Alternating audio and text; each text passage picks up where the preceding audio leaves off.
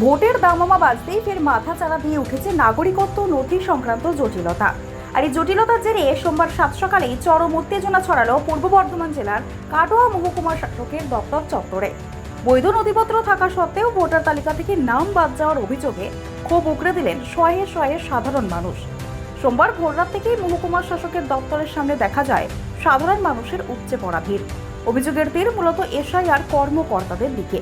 আবেদনকারীদের দাবি, কর্মকর্তাদের চূড়ান্ত গাফিলতির কারণে বৈধ পরিচয়পত্র থাকা সত্ত্বেও ভোটার তালিকা থেকে বহু মানুষের নাম বাদ দিয়ে দেওয়া হয়েছে, আর সেই ভুলের মাসুল গুনতে হচ্ছে সাধারণ ভোটারদের।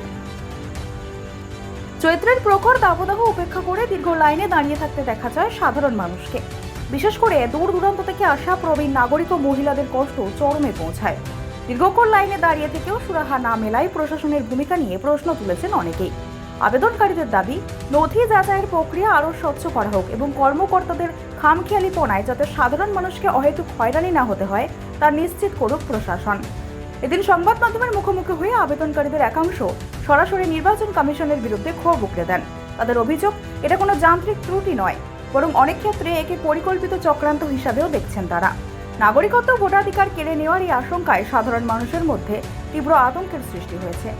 যদিও প্রশাসনের পক্ষ থেকে জানানো হয়েছে অভিযোগগুলি গুরুত্ব সহকারে খতিয়ে দেখা হচ্ছে এবং দ্রুত সমাধানের চেষ্টা করা হচ্ছে, তবে নির্বাচনের প্রাক্কালে বিপুল সংখ্যক মানুষের নাম বাদ দেওয়া এবং নথি বিভ্রাট নিয়ে এখন সরগরম কাটোয়ার রাজনৈতিক ও সামাজিক মহল। কি হয়েছে? আমরা বংশগত সূত্রে স্থায়ী ভারতীয় নাগরিক। আমার স্ত্রীর বংশের পূর্বপুরুষ সমস্ত 2002 লিস্ট আছে, এমনকি বংশের সবাই পার হয়ে গেছে। ইচ্ছাকৃতভাবে ইলেকশনের কমিশনার ওনাকে অবৈধভাবে বাদ করা হচ্ছে, মানে ভোটার লিস্ট তালিকা থেকে তার নাগরিকত্ব মুছে ফেলা একটা চক্রান্ত করা হচ্ছে। এটা আমরা ধিক্কার জানাইছি। কেন? তার সমস্ত বংশের সবাই যদি অধিকার পেয়ে থাকে, ভাই বোন আত্মীয় স্বজন চাচা চাচি কাকা কাকি জ্যাঠা জেঠিমা, কিন্তু সে কেন বাদ গেল? তার কি ভিত্তিতে আমরা প্রশ্ন করতে চাই।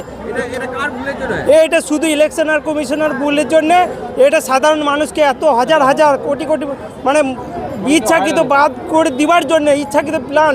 এটা ভারতের সংবিধান ডক্টর আম্বেদকর যে ঘোষণা লিখিত করে গেছিলেন, তার অন্যায়ভাবে এরা তার বিরুদ্ধে যাচ্ছে।